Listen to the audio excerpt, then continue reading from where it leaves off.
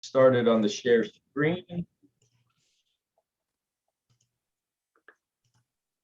So thank you all for being here. I don't know how many we're going to get, but as an open forum, some people may be coming in and out. And so the primary, and you'll see this as we work our way through, the primary goal of this meeting is for questions. And so again, people may be coming in and out as we make our way through. But welcome to those who are here now. I want to start with a land and labor acknowledgement. On behalf of North Seattle College, we acknowledge that we occupy the traditional ancestral lands of the Coast Salish peoples, specifically the Duwamish tribe, a people that are still here, continuing to honor and bring to light their ancient heritage. Without them, us, we would not have access to this gathering, dialogue, and learning space. We ask that we take this opportunity to thank the original caretakers of the land who are still here. And we acknowledge the forced and unpaid labor of enslaved peoples that is the foundation of the United States and has not been compensated. It is our collective responsibility to critically interrogate these histories, to repair harm, and to honor, protect, and sustain this land. In addition to this, North is doing a lot of work with Native American, American Indian, and Indigenous groups. And you have probably heard at other meetings some of the great news that's coming, as well as ways that you can, on your own or as part of the college, further these relationships. I also, before we jump in, need to pause and express gratitude and give acknowledgements to the faculty who have really led us through a year unlike any other. Many of you know and been here with me, and I have been here with you for decades. I don't remember a year, obviously not with the same conditions, but a year that has been as challenging and as difficult and as unpredictable and I could go back for 13 months, but I really am in awe of the work that faculty have done to adapt and to carry on with the goal of teaching and learning with their students. So thank you, and thank you again for all of that work that you've done. As I mentioned earlier, the focus of this meeting is questions. We're recording, so for colleagues who can't be here, we will release the recording as well as the PowerPoint, although you'll see the PowerPoint is not very substantive. But really, the goal of these, after talking with Devine and several other faculty last quarter, is to give you all a chance to ask the questions that are on your mind, address rumors that you may have heard, and bring up anything with the executive team that you want or need to bring up. I also wanted to mention, and I really appreciate Dr. Crawford and the E-team's approach to this, creating as many venues as possible for not only questions or opportunities for feedback, but also for participation. And one example that you may not have seen, Sonia Renner sent an email out, I think it was late last week, with a true or false rumors, a way to get the answers to rumors. You can fill out an anonymous form with your questions, and then Dr. Crawford will address the rumor that you may have heard. So thank you, Dr. Crawford, for making yourself available to do that, and to Sonia for putting that out. And Pete, if I could chime in, actually, Absolutely. I can't take credit for that. I've seen it at college campuses before, but the issue came up in a conversation in our meeting, in my meeting with Devine. And we talked about ways to address, rumors and speculation, and how to connect people to all of the information locations that we have. And so you all received an email from Sonia Renner, I want to say it was over the weekend or this morning, and it talked about all of the places you can get news and information about what's happening with the district as well as with North. And then she also introduced the fact or fiction link and noted that our very first address of fact or fiction is going to be in our May newsletter. So I'm actually excited about that because, you know, nothing hurts us worse than rumors, innuendos, and speculation.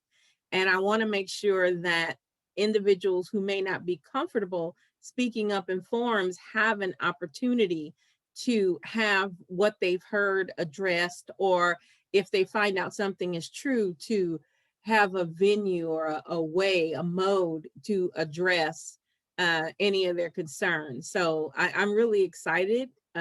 Tell colleagues, don't be afraid to ask questions that they may think are quote unquote ridiculous, because we all know that throughout our careers, we've heard some pretty ridiculous things, and I'm willing to address them. So this is going to be fun. It's going to be educational. So please encourage people to participate. Thank you. And again, thank you for being willing to not only do that, but others. I know this college works best when the leadership embraces transparency, and you've certainly done that. So thank you. We have we created a little bit of slush in this forum. We're thinking 60 minutes, but we know that sometimes a question or two may linger. And so we built in a little bit of extra time just in case. And also, as I mentioned earlier, all of the members of the E-team are here, and some I know have to leave a little early, but are here. We've talked about the importance of this in our E-team meetings, and we want to be here to for you to answer the questions. Before we jump in, I actually did want to turn it over to you, Dr. Crawford, to say anything that you'd like to say before we launch. Okay, well, again, Pete summed it up in a nutshell. The faculty have been amazing over this last year, putting everything together. I've shared with many of you that I too am still teaching at the university, and it is amazing how even though we've all done some form of online in the past, there's something about this last year that has been even more challenging. And maybe it's because of the volumes of students who are in our classes. They didn't have a whole lot of choices. And so there are some who may have never navigated an online course, and then there are some who are savvy. And so we are stretched. And I know the faculty are stretched. We have students who are on either end of the spectrum, but clearly this faculty has just stepped up and over and beyond. And I know that you all also recognize that going back to the way things were, it can't, because we're all changed by all of this. And so we can't give you kudos enough for this work. And, we want to hear more. As you all know, well, you've probably heard, I want to address one of the rumors here. We're looking at a pilot, if you will, for summer, for what any kind of return looks like. And then I think the district has already shared that we are all the colleges are looking for some type of soft opening, if you will, for fall. So even though you may have heard percentages or, definitives and that kind of thing, we at North have not committed to percentages. I would not do that because it makes no sense based on our logistics. We can't possibly do what other colleges within the district can do because of our space constraints. And in our current environment of social distancing, there's only so much we can do. So I made it very clear in our district meetings that we're going to do what we can do safely. So just recognize that. So you may hear percentages. I know some campuses, we're doing 25%. Oh, we're going to try 50. We're going to do what's safe and what's best for our students and North. And also recognize that what you're probably going to see with any kind of pilot return and then a soft opening, you're probably going to see more services available for students to show up on campus in a structured way and get help if they need help. So we're looking and working from that perspective first. I think Pete has already reached out to the faculty just to get a feel for who feels comfortable attempting face-to-face or hybrid courses in the fall. And he will work through that with the faculty and all of instruction, but just know that we haven't committed to any percentage, and we're not going to do anything that doesn't work for North. Nice, thank you. So she's Dr. Crawford's already touched on one of the questions that came up. I know Kathleen Crump, I saw you here, and I know you don't have that long. You have to tag out early, so I moved another one of the questions up to the top. Some of you may know that North, or may have seen, I should say, you should all know hopefully, that North has proudly become one of the vaccination sites, the vaccination site for the north end of Seattle. And Kathleen Crump has worked very hard along with others in facilities and in safety and security, health and safety, to make that happen. So there were some questions that had come up, and instead of me trying to answer them, I thought we'd go right to the source. So Kathleen, can you talk a little bit about what we are doing as a campus, and then, or I mean, with the vaccination site, and then B, any advice that you would have for faculty? Sure. Thanks, Pete. Thanks for inviting me. I'm happy to sort of get here and have a little bit of time with you all. And I was looking to see who's here. So we started the vaccine site, well, in conversations since November, with a fair amount of effort, not just on our part, but with the surrounding community, to bring, to make vaccine accessible in North Seattle, because as you may know, there were sites in West Seattle, Rainier Beach, South King County, up in Snohomish County, but nothing in our neck of the woods. And we have people up here too who are at risk and vulnerable, and geographic access is an issue. So I'm thrilled that we are the location, and really proud, to be associated with the college community in terms of this support for the general community. So that is terrific. We have had 3 weeks of operation because of vaccine supply, which is limited. We're just running Wednesday, Thursday, and Friday. And so far over the 3 weeks, we've done about 5,100 vaccinations. And we're going to keep going as long as the parking lot is available. And we have a formal agreement sort of with Seattle Visiting Nurses Association, and there's some partnership support with the city, which is emerging and still getting figured out.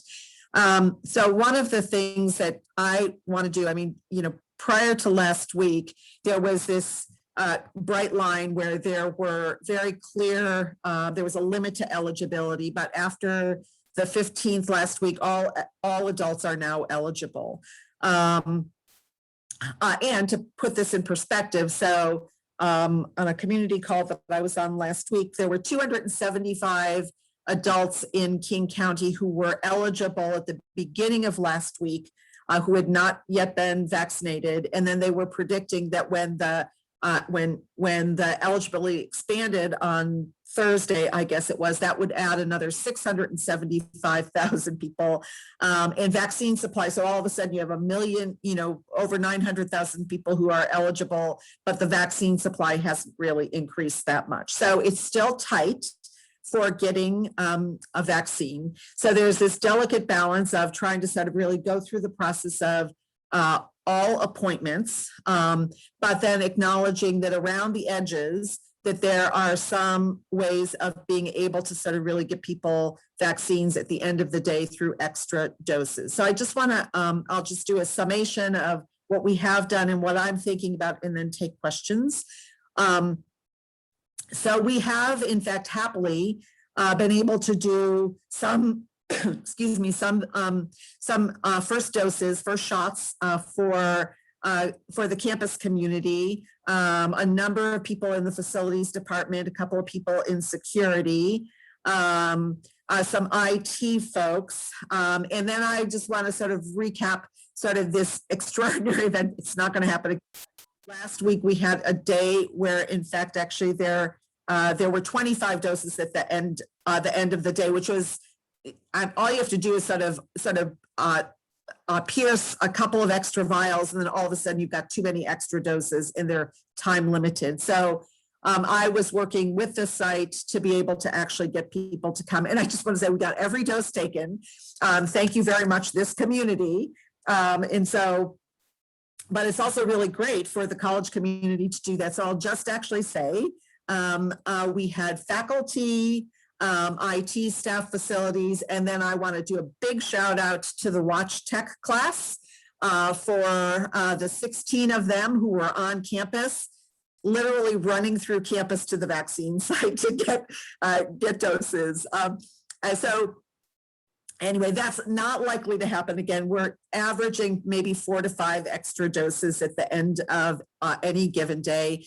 And I'm trying to figure out a rational process of being able to get the word out and to do some fast calling. What became very clear last week is that I can't be the holder of the list and kind of call everybody personally. So I'm trying to figure out some kind of call down structure. So I want to thank Alyssa, who sort of helped in the process for me to reach people and all of that stuff. I promised Pete and John Letter that I would propose a little bit of a flow chart about how the communication tree might actually work.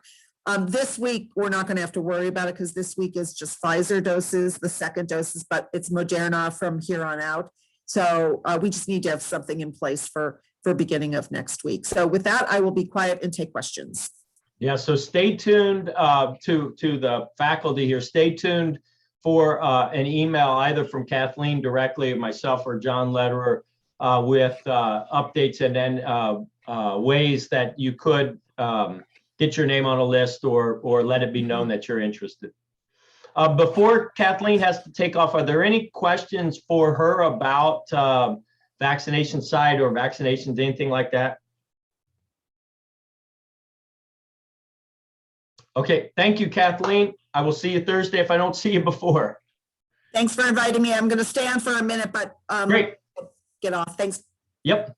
So another question that came up was about the accreditation task force, and Dr. Crawford and Dr. Pan are leading, for lack of a better word, that group, but not quite chairing, not quite facilitating, et cetera.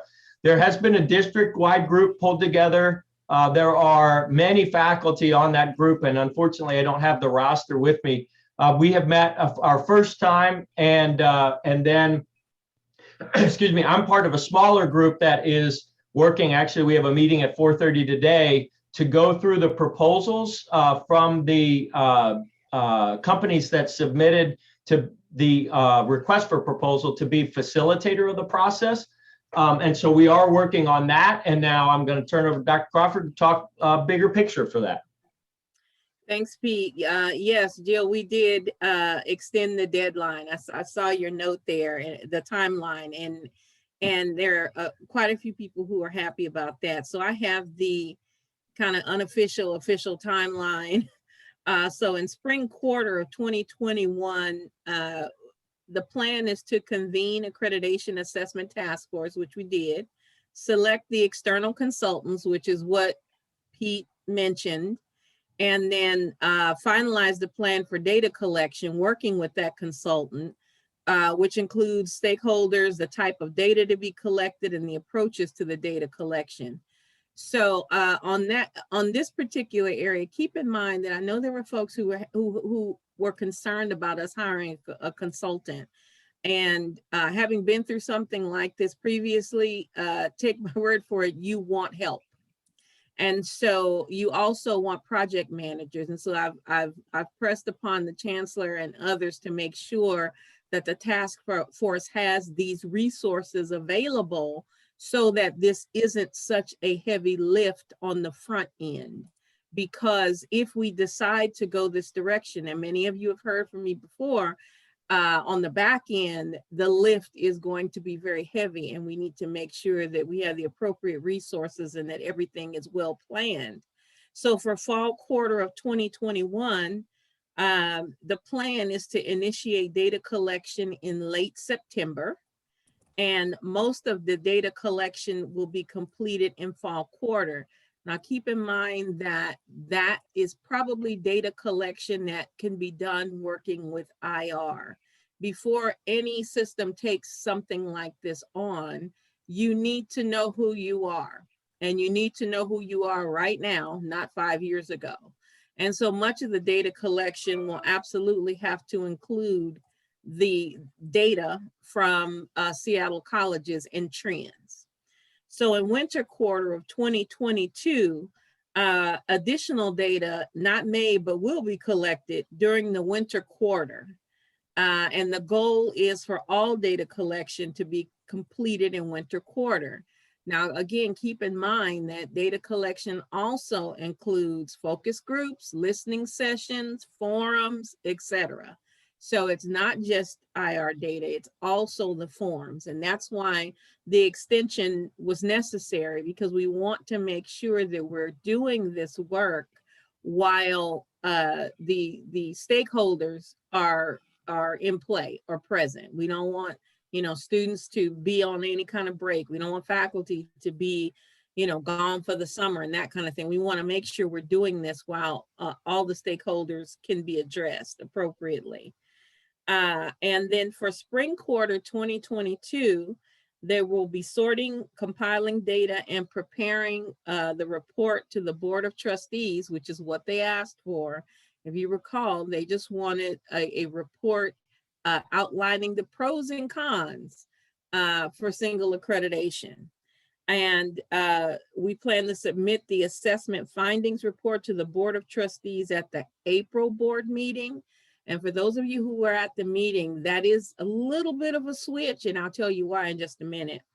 And then the board makes the final decision on the model of accreditation at the May board meeting in 2022. So what that means is that before faculty leaves for summer, we'll know what the trustees want to do, what direction they want to go. So in the initial conversations, it was the June meeting, but most faculty are not around at that point. So we pushed it back to May so that there are no questions and people don't feel as though something is happening, in behind their backs or in a non-transparent way. And so that's where we are with the timeline. Thank you. I want to honor the other two questions first, and then when we come back to questions, there may be some more on vaccinations or return to campus or accreditation. So if you have some, know that we will have a chance to get back. I wanted to turn it over to Terrence. I saw him earlier to talk a little bit about budget planning. What's the current timeline and current thinking around that? Okay, this has been a little like the pandemic. It's a bit of a moving target, but not so much really. We're going to have what I'll call a continuity budget that will be take us through the summer. The Board of Trustees will vote on the budget for 21-22 in September. What that means is that we have to have complete detailed budget information into the district by August 6th. What that means is that we need to start planning now, and our instructions on the budget are going to go out April 26th, and the first stage will be asking budget managers, deans, directors, and so on to share what I'll call the maintenance budget. In other words, if nothing changed, if there's some adjustments that need to be made due to contractual changes, that type of thing, that will be captured. By June 7th, we will have revenue projections from the district. We'll have a full and complete understanding of the state's financial budget allocations to us. And at that point, we'll set the budget reduction targets, and work will begin with the Budget Advisory Council to be reviewing the proposals between July 26th and July 30th that week. So that's sort of logistics and mechanics. big picture is that while it hasn't been really, it's not really set in stone, let me put it that way. The chancellor and the presidents have been talking about the fact that once the CRRSA, CARES, ARPA federal money is all spent, we will be operating in a deficit situation that we cannot sustain. The Board of Trustees has decided that we cannot, or they want to sort of adjust into a sustainable budget, with the 23-24 budget being a balanced budget. And the way they plan to get there is through at least at this point, a relatively small reduction for this coming year, recognizing that some decisions take some time to implement, a much more significant reduction the following year, and then a smaller reduction again, sort of a bell curve, as it were. So what does small sound like? The number that's being discussed right now for this coming year is a 2.5% reduction. Again, that's subject to change, but that gives you some sense. And the following year, you're probably looking at a 5 to 7% reduction in addition. And then the year after that, perhaps a 3 or 4% reduction in addition, because there's a very large structural deficit that we cannot sustain over time. So that's an overview, and any questions, be happy to. Yeah, so thank you for that. And again, we'll have some time for follow-up questions after we've gotten through these. And Dr. Crawford just reminded me of another question. So I want to just briefly talk about the starfish and then turn it over to her for opportunity to talk about the latest on the library remodel renovation. So got a question about, excuse me, an increased use of starfish. And so I reached out to the district folks at the Siegel Center. What I learned was that with the arrival of a TRIO grant and TRIO Center, that the TRIO program is using starfish as the mechanism for checking on the TRIO students. So whereas normally with not TRIO, but with other projects where you would have a student present you with a piece of paper and ask you to fill it in, or you would email someone, instead of doing that, we're using starfish. So I reminded the Siegel Center that there are some faculty whose starfish is still new too. And so we are going to talk about ways, excuse me, in which we can get the needed faculty up to speed on starfish. So stay tuned. But if you are having issues with starfish, or if you're being asked to do things that you don't quite know how to do on starfish yet, feel free to reach out to me, reach out to your dean. We'll connect you with the appropriate person. And then lastly, for this round, I want to turn it over to Dr. Crawford for an update on the library project, and then we'll move into open questions. Thanks, Pete. So WACTC, the presidents within the state system have been meeting every Friday to get legislative updates. And this past Friday, it was shared with us that, and you all, I'll go back and come forward. The Senate's capital budget included our project plus some. The House came through, did not come through, basically. Their capital budget was extremely short of our project. I think they only went down to number 12 and we're 19. There were rumors floating around that, oh, it was a clerical error, which anyone who believes that will have to have a conversation. But now they are saying that they're reconsidering the capital proposal. This is the House, but they're still not sure it's going to go down as far as the Senate's budget. proposal. So this is, I mean, this is nail biting, you know, the session is supposed to end this Sunday. And, you know, I'm watching this week to see if the House comes anywhere near the Senate or the governor's budget to include our library.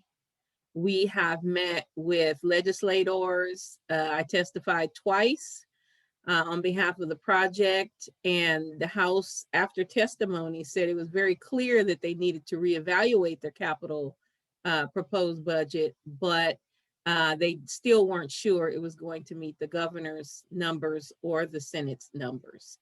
So, you know, stay tuned. We have done everything that we can possibly do to, you know, get this project funded this cycle. As soon as we know, we will let you know. Thank you for that. And Paula snuck in with the first question. So let me go to this slide first, Paula, and then get to your question. So again, the bulk of this time we wanted for you all to be able to ask questions in the moment.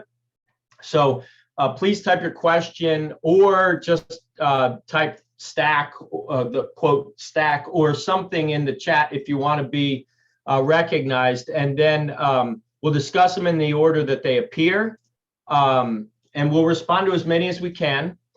If there are some that we can't respond to, we will follow up with emails, and there were a couple from last quarters that I followed up with emails and or talked with the groups who raised the questions.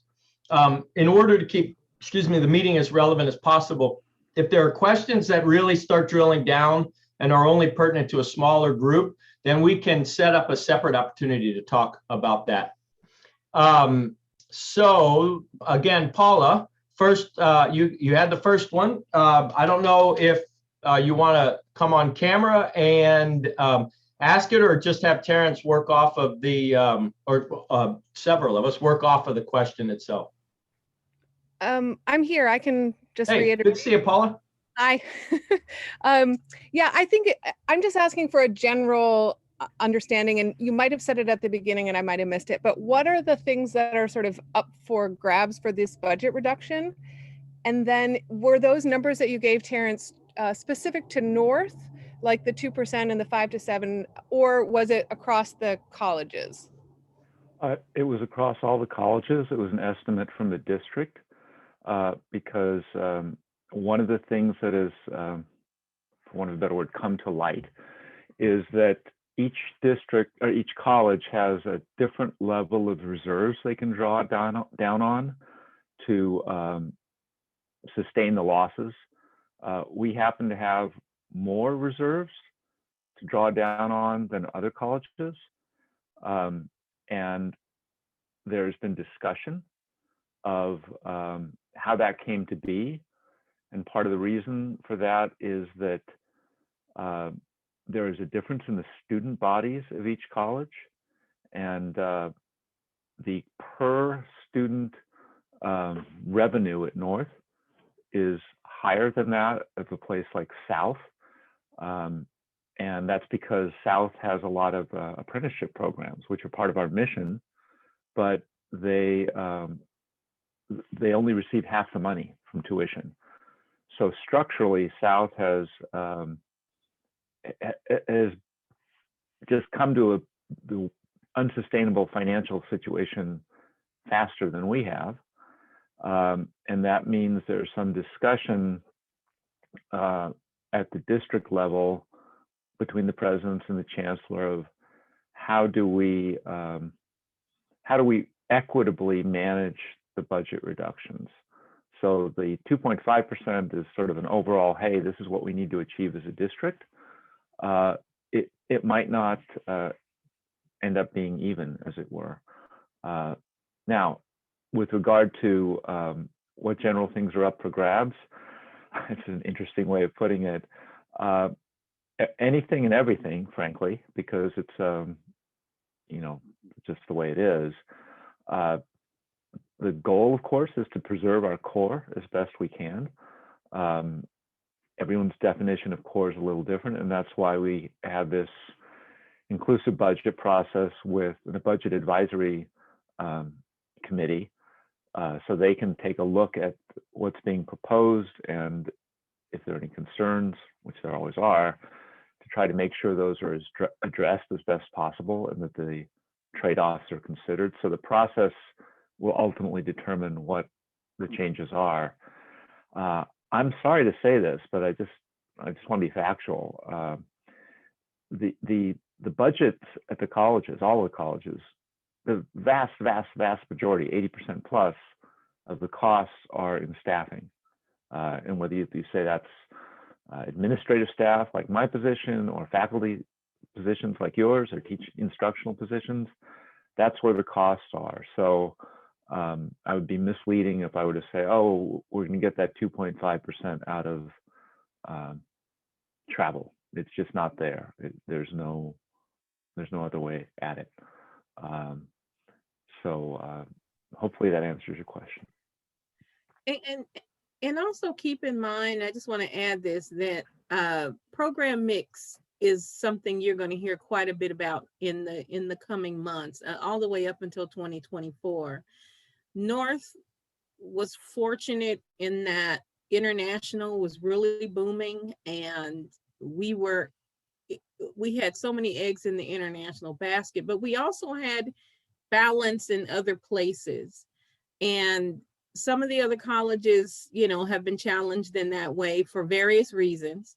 And now we're all having to rethink that balance so that we are never in this position again. And at the same time, we're trying to cover and serve our community. So we're doing a lot of soul searching. And as Terrence mentioned, that any and everything is on the table. It has to be. But we're in a position as North Seattle College to come out of this in a good place if we do it right. And so it is my goal, and I know it's Terrence's goal and the rest of the team's goal, to make sure that we do it right and that we're very transparent in how we do what we do and what we propose. And then as we drill specifically into instruction, I want to start by acknowledging the timing of this is unfortunate, and it's just we're at the mercy, if you will, of the timing of the legislative schedule. But we in the spring and then into the summer will be the continued conversations from last year around what is our core in instruction, as Dr. Crawford introduced. What is the right program mix for North, not only for North individually, but for how North, South, and Central work together as a larger unit? I will be frank, and this is probably going to be no surprise. It is very difficult for me at this point to think through where we can cut still. In other words, last summer, when we looked at the instructional program mix, and when we talked about what is core, and when we talked about in-demand programs or viable programs, et cetera, we have been doing, not just we North, but as a system, so much cutting in the 2000s, from 2000 to 2020, that to use a arborist analogy, all of the small branches have been cut off, all of the basic pruning has been cut off, and unfortunately, like we saw last summer, it's major limbs at this point. And I'm not saying it that way to make light of the situation at all, but to point out that we all recognize on the E-team, for our units and for the college, that these cuts are getting extremely close, if not touching some of our core areas. And sorry, I just got distracted with the chat. And so we will continue that process of using this as an opportunity to identify really what is our core as a college, how do we fit, how do all three colleges fit together? I'm seeing some pop up. So Betty, Yeah, And I can- Terrence, you want to address Betty's question? Yeah, I'll speak to that one. So Betty, I share your hope that the infrastructure bill may benefit us somewhat.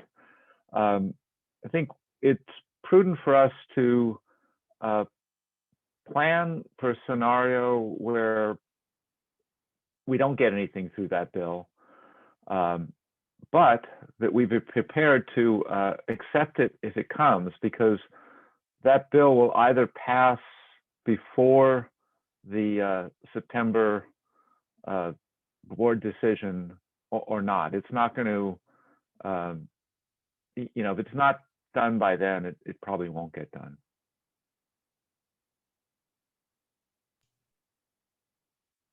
And then there's oh, I'm sorry, Terrence. Yeah, I have to say, Melissa, we don't have a reduction list online, and I think the medical assisting program was, there's sort of two steps to the process of. So Terrence, let me do this one. So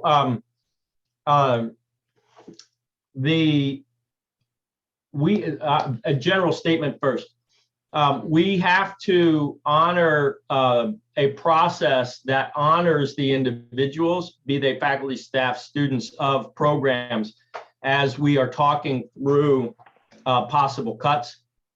And so through the meetings starting last summer and then into the fall, into the winter quarter, I was revealing as much detail as I could with the larger group, but we had been in conversation with, in this case, the medical assisting program faculty and staff as far back as the fall. And so it was only when we heard the official approval from the chancellor's office, and then B, we had talked through the options that with the impacted people that I could announce. And so that's why for some, the medical assisting decision came in an email and feels like it came very late. But we have tried to talk process at least, as well as in cases where we can, the specific examples. And I realize, and that there's a yin and a yang to this. I realize that there's a lot of meetings and a lot of emails going on, and so we're trying to balance being as available and transparent as we can with trying not to inundate or flood too much with meetings and emails and et cetera.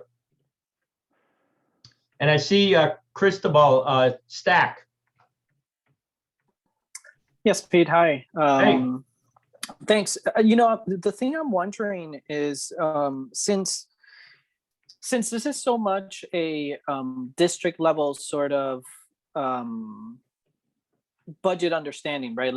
Like what Terrence was saying was that these are the district level sort of numbers that we're seeing. But I know that at least at the college level, you're kind of having to deal with the cuts in a very localized sort of way, right, at the college level. And I know that accreditation will be a whole separate thing that will need to be discussed separately. But what I'm wondering is how much coordination is happening between the colleges, since this is a full 3-college, right, kind of issue.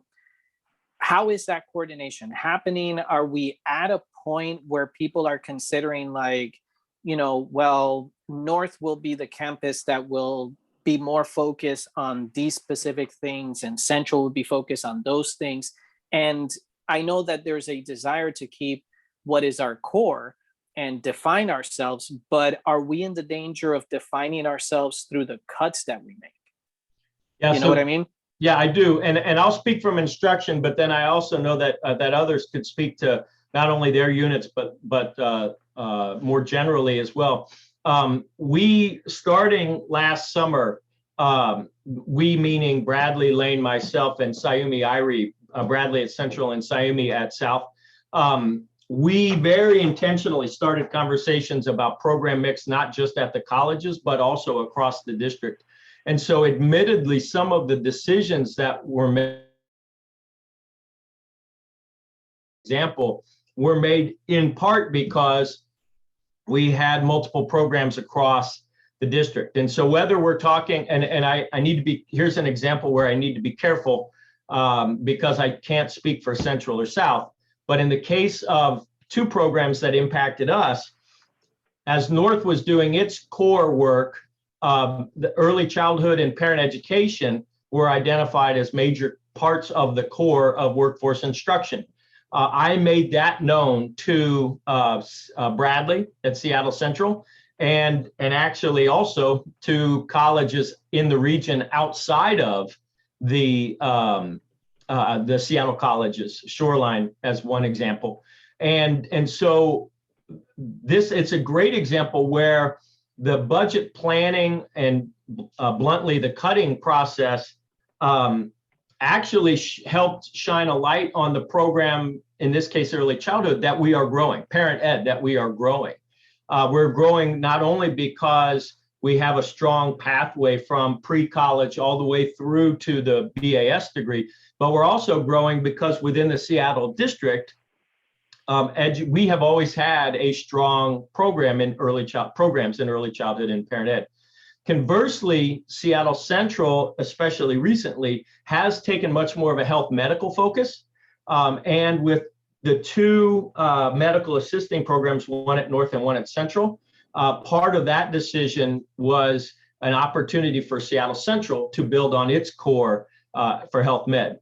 So that's not to say that each college, North, South, and Central, will have an identity completely separate from the other two. There are going to be some programs that, and I'm speaking primarily at Prof Tech, there are going to be some programs that have, sorry, again, got distracted by the chat. There are going to be some programs that are on multiple campuses. But we are really looking at having identity conversations when it comes to program mix. And then on the academic transfer side, there is no way that we're going to have a math school and an English school, you know, those kinds of things. But for some of those programs in academic transfer, art is one that's very strong at North. It could be that we make decisions in that direction as well. So yeah, we are watching this very closely and we are actively participating. So we need the other colleges to build their capacity. One of my concerns is that because of our reserves being just a little bit better off than others, that if the other two colleges aren't able to restructure and rebuild and rebalance, that we may have to make some sacrifices. And so we are working together to make sure people can grow and change together. I don't want to see the raid on our resources. And I hate to use that phrase, but I just don't want to see that.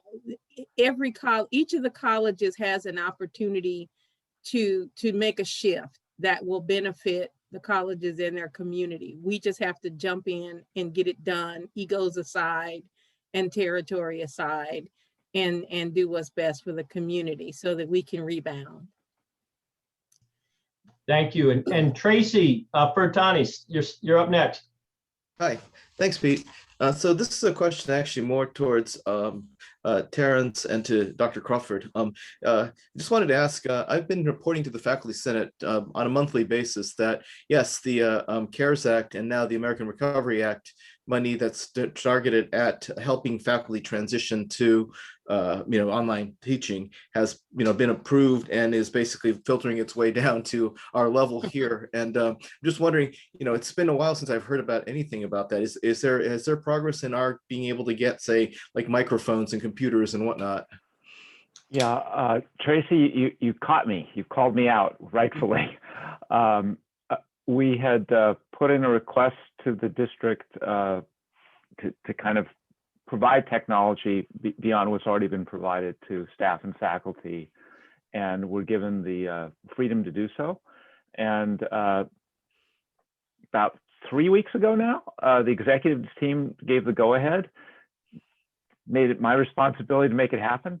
And I've gotten the process lined up with IT, and I need to get the survey out that will solicit your requests.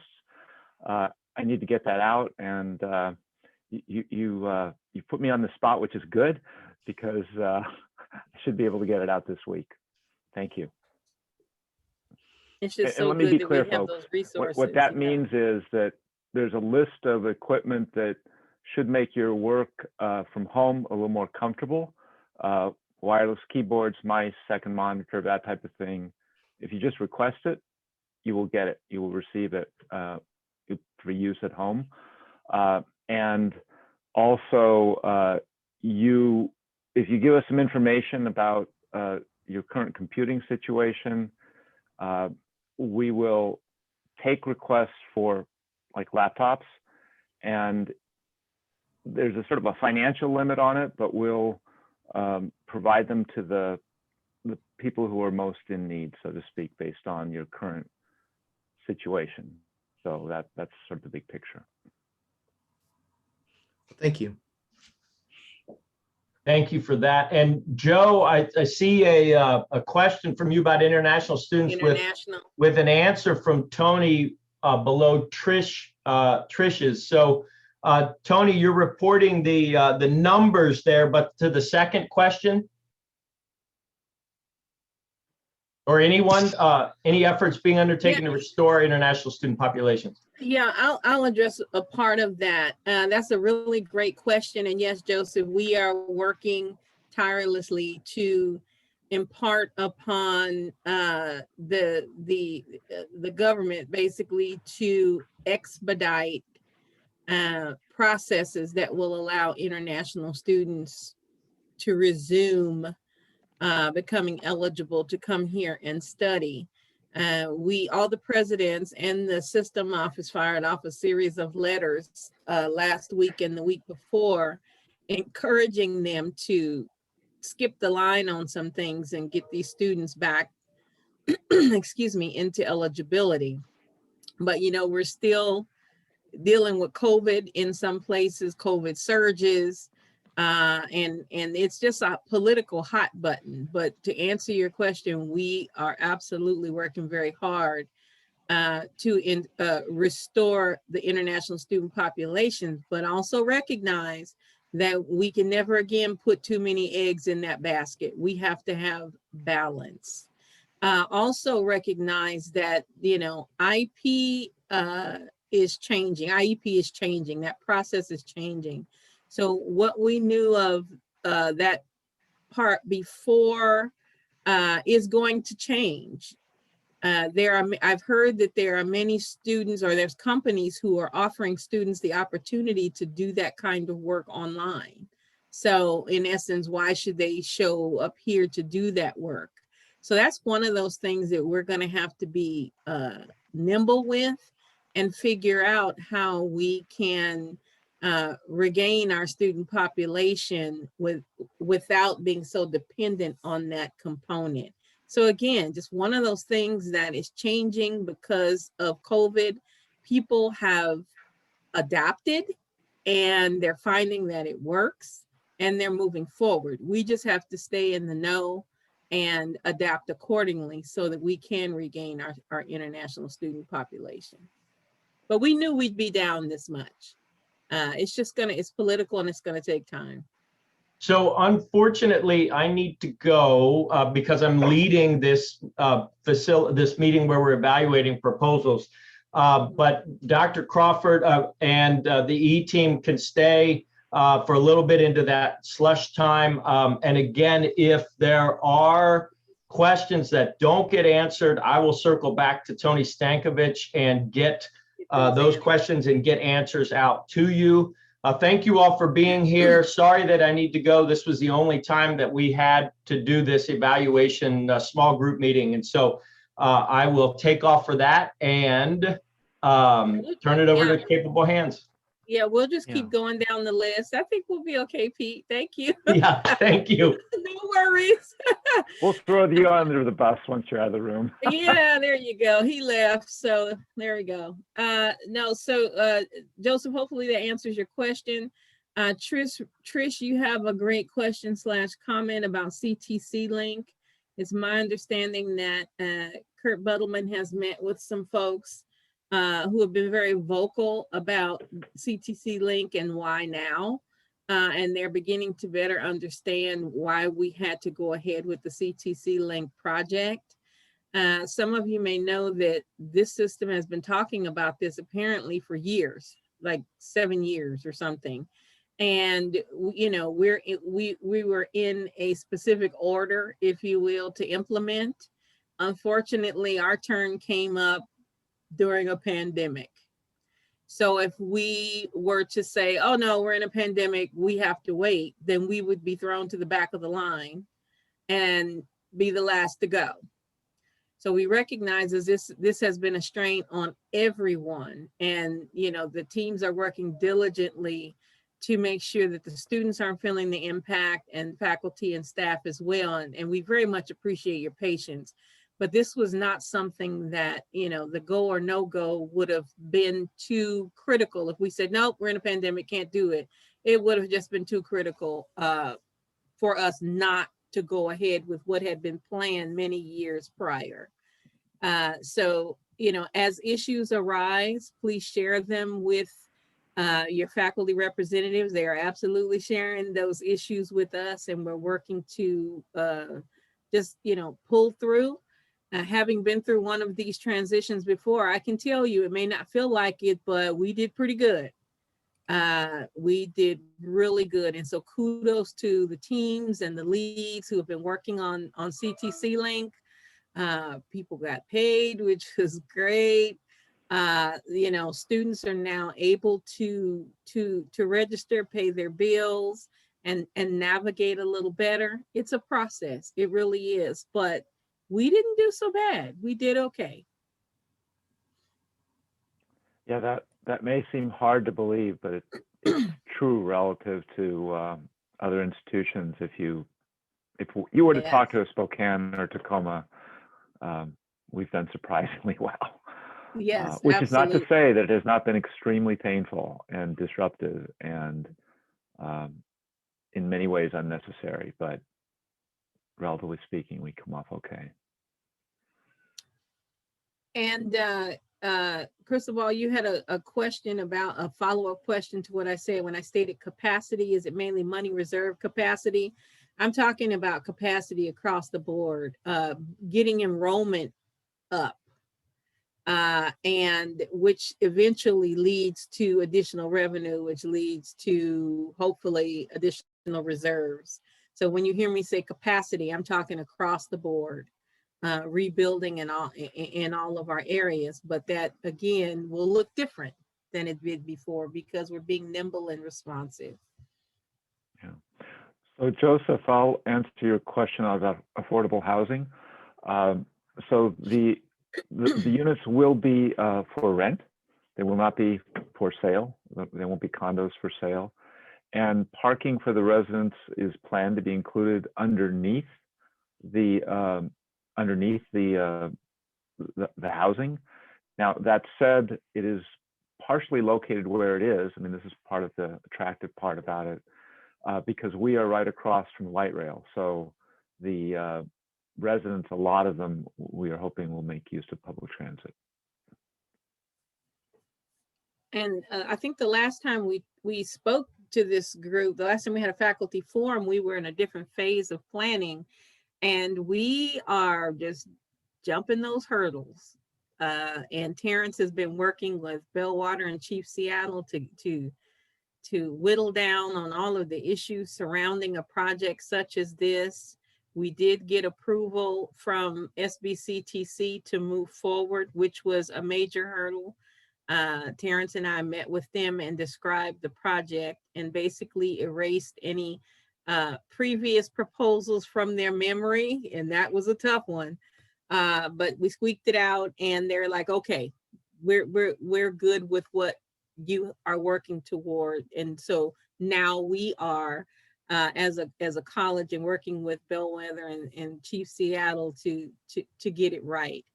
Again, the units it's affordable housing. It will be open to anyone who qualifies, faculty, staff, students. And there is a Native American focus. original people's focus, but at the same time, it will be open to anyone who qualifies. The college will not be running it, which is great, but we will absolutely have access to the Longhouse, which means that gives us more space for instructional opportunities as well as college activities. So that's going to be exciting. Are you planning to talk about this with people from the neighborhood and the impact? Oh, we have to. Oh, yes, absolutely. That's part of the process. It's just that, you know, there's so much pre-work in all of this. It's incredible the work that Terrence has done, working with others in the district, working with the developers, and, you know, all the way up to, you know, talking to people in Olympia. There's just a lot of pre-work to be done. But yes, that is part of it. The listening session, students, faculty, staff, community, especially. You can imagine it. I don't know if you've seen the renderings. It will be beautiful, but it will be definitely, it'll be pronounced. It'll be a pronounced structure in this community, and it will be bustling with activity. And so the community absolutely has to have the opportunity to chime in. That's just in a later phase. There are so many phases to this. They're still planning to break ground, and Terrence, correct me if I'm wrong, sometime in 2022. Yes, if all the financing comes together as they hope. You know, that's really Correct. the key. Yeah. variable. And again, they're out raising money for this. We are not putting our college dollars into the project itself. Yeah. And Joseph, you know, as Dr. Crawford said, it is a process, and we don't anticipate the real heavy community engagement until it's a little further along and there's a little more to show. Having said that, we have had our first community meeting with a neighborhood, Licton Springs neighborhood group, which the City of Seattle sponsors, and those are, I think we're about 7 neighborhood residents who have been active and interested in the community for a while, and they responded really positively, frankly, much more positively than I expected. So, so that's a good sign, I think. Okay, thank you. Tracy had a comment regarding CTC Link. Green River is converting in the fall, and our district has been brought up as an example of what they claim they won't do in their rollout. That is, we're not going to make the same mistakes as those in Seattle colleges. So I do know that there have been some challenges in every area, the business area, the HR area, and in student services area. So that, would you all, either Tony or Josh or Terrence, want to address some of those and the remedies that we've come up with? Yeah, so I'll start off, and I'll say this, is that so much of a system like this, it's complex and multifaceted, and the challenges start with the initial coordination. And I put it this way, I'm sure Green River will make new and different mistakes, but a lot of these things originate, frankly, with the coordination at the state board level, because the training and guidance is surprisingly immature, for want of a better word, relative to where they are in the project. And I think it's fair to say that none of us understand this system as well as we could, because everyone is working hard, and learning a system like this is everything on top of, right? So, you know, I wish them well. And at the same time, it's just a hard thing to do. 50% of these implementations fail. I mean, that's an industry statistic. It's not specific to Seattle, just the way it is.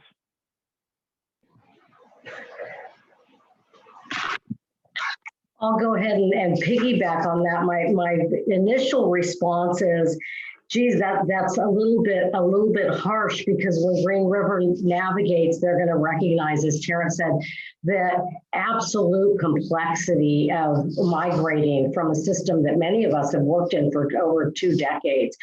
And, you know, some examples of this is student services and the work that we do, both front end and behind the scene. We've started working on CTC Link migration a year ago. And so I'd like to highlight a huge success at North. You know, a lot of times people aren't celebrating the successes. In enrollment services, we built every degree program in degree audit in the new system before we migrated. So that's just one example. And so people are in the testing, test sandboxes.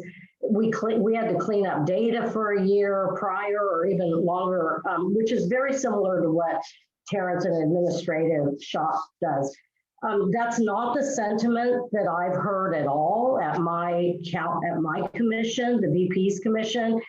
If anybody, we celebrate the folks who have migrated before us, and there are DG5 schools now getting ready to go. Bellevue will be migrating, and I believe it's the fall. So that's not what I've actually heard from others in the student services world. But the most important is, as Dr. Crawford has noted and others, that it's going to take years of learning and mastery of a PeopleSoft system from a legacy system that many of us worked on for years in the state. And there are some areas like financial aid, they're still living in legacy system and funding through the legacy as well as PeopleSoft. And the directors of financial aid across our district basically are training the trainer. They are learning the new PeopleSoft system. So keeping in mind there are literally hundreds of people in the administrative areas across our college, not just student services, who are learning to navigate the system. So we're trying to support each other as much as we can, give each other grace, and recognizing it's a state board system, it's a district and local. So just some thoughts on our end, and trying to serve every student as best we can, helping them navigate a new system, and while we're learning PeopleSoft as well. But we've got students enrolled and they're registering. One of the huge challenges as of late, I will say, and we're working on that in the district and at the statewide level, the tuition schedules were not built correctly. And so some students getting charged as resident fees, non-resident fees, waivers not placed for students in special programs like EMT. So we're just trying to solve those issues as we go. How we apply scholarships to literally thousands of students because it's a new system. What we've decided to do is we're delaying the tuition deadline date through late April and not dropping students for non-payment. We're holding all of our students until the very last drop date that we can per our compliance in state reporting of enrollment. So those are some recent, yeah. And we're also applying CRRSA funds to those students or for those students who can't or are having problems paying their tuition as well. Correct. So yeah. Simultaneously. But Tony, you brought up a good point, and I need to take a minute to illustrate. This is financial aid is a perfect example of why some of this is out of our control. The federal system is not on the same cycle as many colleges and universities. So there's always an overlap. Their federal fiscal year is often different from a college's fiscal year. And so financial aid couldn't just, stop, drop, and roll with it. They have to hang on to that legacy system so that they can adequately close out the federal year and all those communications, and then they can transition over to a full CTC Link implementation. But that's months down the line because of the nature of the federal fiscal year.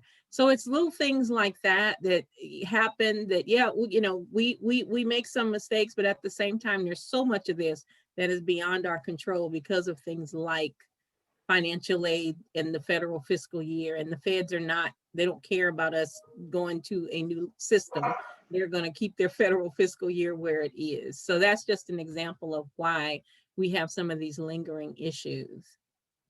And then Josh, you had you wanted to address something? Yeah, I can chime in on like the HCM pillar.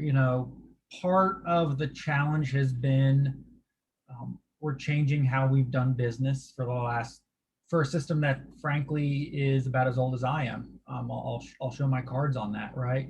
So that's been a challenge for people, and we know that. I will speak to the HR side is we're trying to find process improvements as we go along. We've appreciated people's grace in that. There have been, to be honest, URGs, those that we've all heard wonderful things about, that haven't aligned necessarily, right? So there has been things where the HR team has been building out processes and discovering features in the system or bugs in the systems or enhancements in the system that frankly state board didn't even know were there. So we are the first college, for example, to roll with TAM out the gate. TAM is the new version of NeoGov. So we know there's a learning curve for our colleagues in DG5. For example, I sit on state committee with the HR director or I think she's actually in an AVP at Big Bend. We're providing guidance to them for feedback and kind of our lessons learned. There's information out there for those in DG5 who want to know what the errors of the earlier deployment groups was. But we know there's hiccups. A lot of it is triage. We admit that.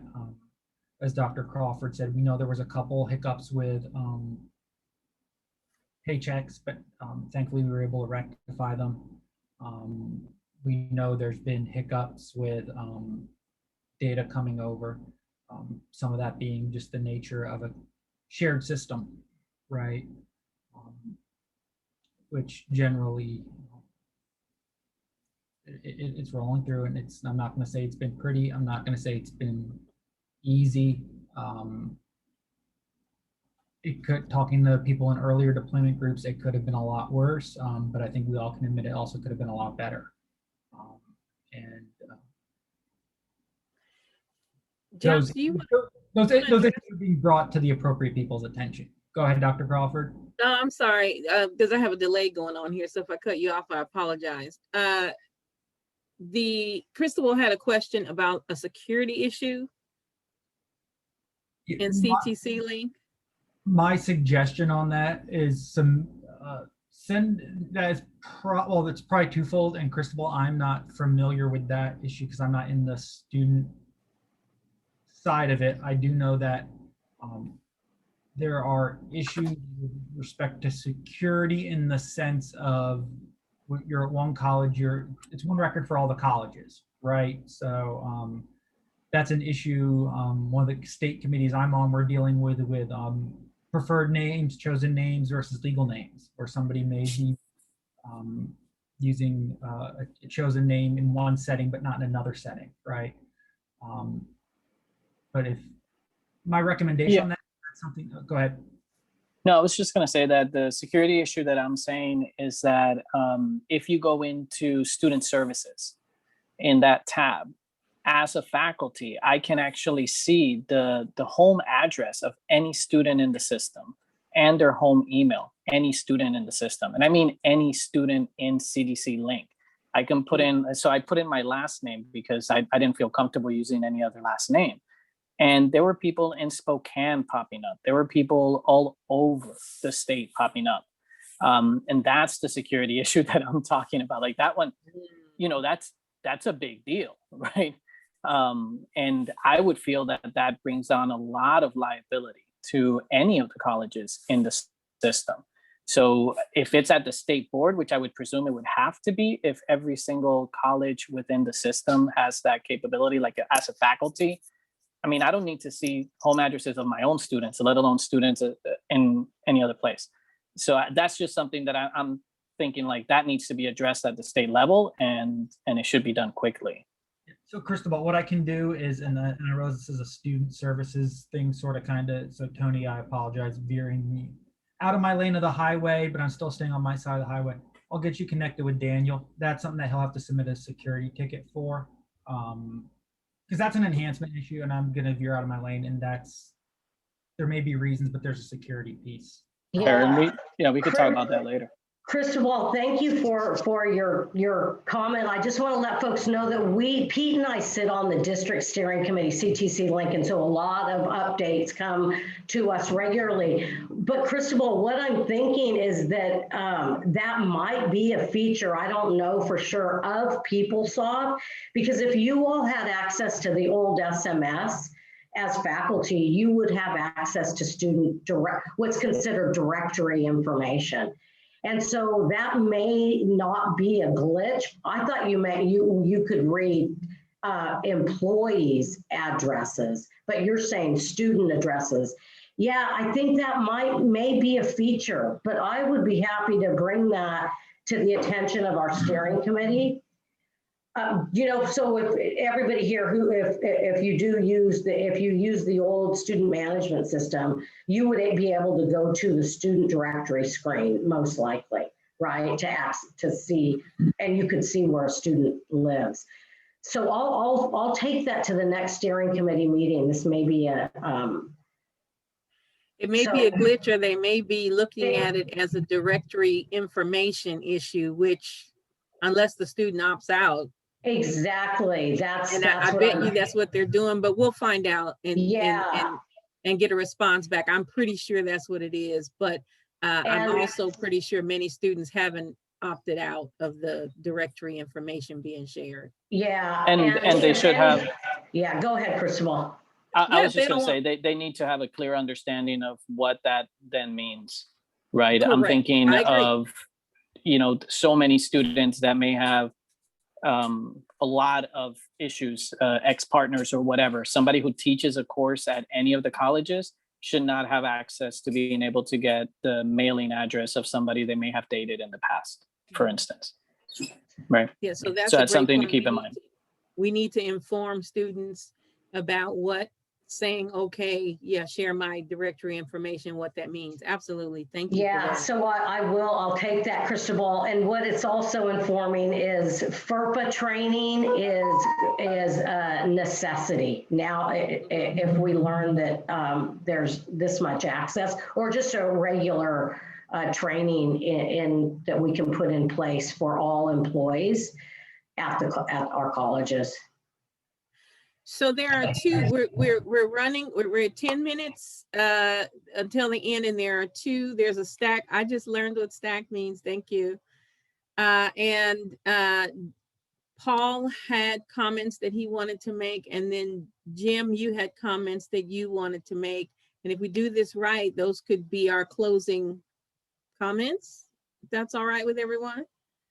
So Paul. So first of all, with what Tony was pointing out, I think I just want to chime in on that. But I think, many of us, we are talking about the problems with the CTC Link rollout, but, the work and efforts and accomplishments of many within the district are commendable in that regards. We've seen it in the faculty conversations, people surveying students to find out what problems students have had so they could pass that information on. But I'm going to say it vocally, what I had put in the chat. I think at a certain point, we have to have some accountability. And I think what I've seen from Kurt Buttleman in his position over this has not instilled any confidence in me in his leadership, his compassion towards us as employees, his compassion toward the students in our district, and any sense of urgency or concern has not come through to me, at least not clearly, in the messages that he periodically sends out around the CTC Link rollout. I've seen faculty, staff, and site administrations saying things and doing things to respond to the challenges and to solve problems. And I think in moving forward, I put that comment in there in response to Trish. I think we just need to look realistically at what's taken place. and say in moving forward to see that we get through this even more successfully than we have, is we need to put somebody in charge who really can step up to the job. So that's my comment. Thank you for allowing me to share it. Absolutely, Paul. Thank you so much. And we will share concerns expressed from the faculty. I appreciate So that. so thank you so much. I really appreciate that. And then Jim, are you still with us? Yes, there you are. I'll just throw quickly in before I ask my actual question that I have talked to a few people about a proposal that is similar to TIPS called the AIM, which would be administrative employment metrics. So Paul, maybe you and I can talk about that idea offline. I wanted to talk a little bit about the big picture planning. I'm actually moving into the neighborhood very close to North, and I'm already pretty close. I spend a lot of time there. And between what we're talking about housing, between just the way that that neighborhood is evolving, the way it's going to evolve very quickly, much further once light rail is actually open. How are we making sure that we are taking advantage of, thinking ahead in that time, and not just on a managing the facilities level, but in ways that combine all the different things that we do, that there's opportunities for us to have a more central place because of our community focus, our education focus, and because of our physical footprint, and how are we combining those three things to actually find new opportunities. So I'm going to be at North until I retire. And I hope that we start defining ourselves by, as Chris said, not by what we're cutting, but what we're building next. So where are those conversations happening, or how can we make those happen more? Well, I'll touch on the 30,000 foot view to just give you an idea of some of the things that we're doing, and then the rest of the team can drill down from there. You know, I noticed that we, and it's a district issue, but, you know, I'm worried about North. We lack the resources to draw students to campus and maximize that opportunity, whether it be outreach, recruitment. But I do recognize that there are a number of things that we do in programs and classes to encourage students to enroll or attend. And so one of the projects I have Tony Stankovic and Annie working on is to gather all of that information so that we can create a college-wide enrollment action planning document. We all need to know what we are all doing to draw students to campus and to be that community hub, and really take a close look at all of that and put it into perspective. The district has some semblance of an overarching enrollment management plan. It's kind of loosey-goosey, I know that. But the colleges need to have an action plan. What are we doing and prepared to do to meet our enrollment goals and to make sure that our enrollment provides the revenue for us to sustain and grow? You're right. We have, we've been cut for the last, I don't know, year, if depending on who you talk to, year, 2 years or whatever else. But we need to find a way to streamline and move forward. And that's what we're trying to do now that we have a pause, if you will. How can we take advantage of these opportunities that are being presented with affordable housing and hopefully a redesigned library, and all the way to parking revenue being generated. The bridge, the Kraken, we're in conversations with the Kraken. They actually approached us about having courses for their team taught at North, because we're right across the bridge from their training facility, and they recruit players from all over the world, and they're going to need ESL assistance. And then the families that come with these players are going to need a place to go to school, go to college, and improve their lives. And so, we're in those conversations as well. So there are many, many wheels turning, Jim, along those lines.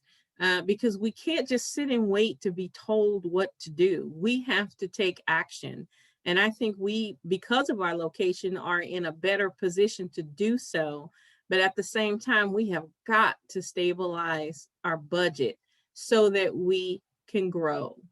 So hopefully that addresses, some of your concern, but just know that we are having those conversations. We are not just sitting by, and the E-team will tell you, I tell them when you go to a district meeting, push, push, push. We're not going to just sit and wait to be told. That's not going to work for us. And we don't have that kind of time, but we have tremendous opportunity. We just don't have some of the barriers that some of the other campuses have. And I'm just going to be honest, South has the challenge of, those apprenticeships and that 50% funding issue.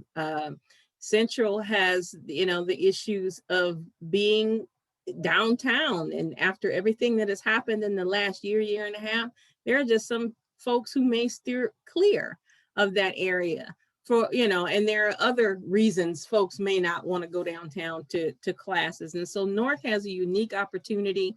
Our location, the North, I've heard from many of our political figures that the North area of Seattle is just blowing up like crazy.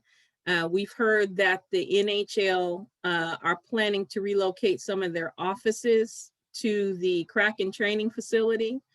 The NBA got word of that, and they're planning to relocate some of their offices in North Seattle. So we are posturing ourselves to, catch lightning in a bottle, and we are in conversations that can help us do exactly that. So just stay tuned. There's just so much going on, and we want to make sure to keep you abreast of all of it. So on that note, we have 2 minutes. Is there anyone who wants to ask a question, who wants to come off of mute and ask a question? Yes, maybe some staff faculty jam brainstorm sessions. I love that. I've been inspired by, thanks for that, Jim. I've been inspired by these commercials I see where the students are working with places like, Xfinity, Verizon, and all that to create community hubs for, being connected. And my brain just started cooking on that. And I'm like, how can North be that, facility for this community or one of those facilities? But we do have some structural issues that we need to deal with and to get our library renovations funded and all of that. But absolutely, I love that, those jam brainstorm sessions. So we have it in the notes, and that is probably what we will call them. Any other comments before we go? Any questions?